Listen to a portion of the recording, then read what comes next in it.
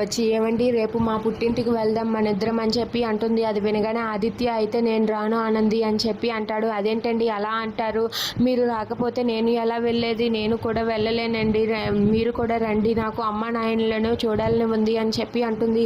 దాంతో అక్కడ ఉన్న ఆదిత్య అయితే ఇలా అంటూ ఉంటాడు, నేను రాను అన్నాను కానీ నిన్ను వెళ్ళొద్దు అని అనలేదు, నువ్వు వెళ్ళు అని చెప్పి అంటాడు. అదేంటండి మీరు రాకుండా నేను ఎలా వెళ్ళగలను, నేను వెళ్ళలేనండి అని చెప్పి అంటూ ఉంటుంది. అది వినగానే అక్కడ ఉన్న ఆదిత్య అయితే అయ్యో ఆనంది నేను రాలేను ఆనంది, ఒరే చిట్టిగా నువ్వైనా చెప్పరా అని చెప్పి అంటూ ఉంటాడు. అదేంటండి చిట్టిగాడితో మీరు ఏమైనా మాట్లాడతారా అని చెప్పి అంటూ ఉంటుంది. నేను చిట్టిగాడితో చాలా మాట్లాడతాను, వాడే కానీ మాట్లాడినట్టయితే నీకు ఎన్నో విషయాలు చెప్దును అని చెప్పి అంటూ ఉంటాడు. దాంతో అక్కడ ఉన్న ఆనంది అయితే అవునా చిట్టిగా ఈ మధ్య ఇలా కూడా జరుగుతుందా, అయినా బావగారు నీ దగ్గర ఏం చెప్పారేంటి అని చెప్పి అంటూ ఉంటుంది.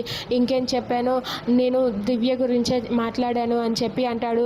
అవునా దివ్య గురించి మీరు బాధపడుతున్నారని నాకు తెలుసు, దివ్యకి మనం మంచి లైఫ్ ఇద్దాం ఆదిత్య గారు, మీరేం బాధపడకండి, దివ్యకి త్వరగానే నయం అవుతుంది, దివ్యకి ఏం కాదు ఆదిత్య గారు అని చెప్పి అంటూ ఉంటుంది. దాంతో ఆదిత్య అయితే లేదు దివ్య గురించి నేను నీకు ఇంకొక విషయం చెప్పాలి, అసలు దివ్య ఎవరు అంటే అని చెప్పి ఇలా అలేఖ్య గురించి చెప్పబోతూ ఉంటే ఇంతలో అక్కడికి సునంద వచ్చి ఆనంది అని పిలుస్తుంది. అత్తయ్య గారు వస్తున్నాను అని ఆనంది అంటుంది.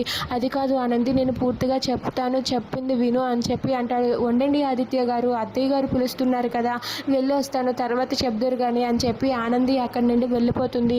అది చూసి అక్కడ ఉన్న ఆదిత్య అయితే ఒక్కసారిగా షాక్ అయ్యి ఎప్పుడు చెప్దామన్నా అవ్వదని చెప్పి అనుకుంటాడు.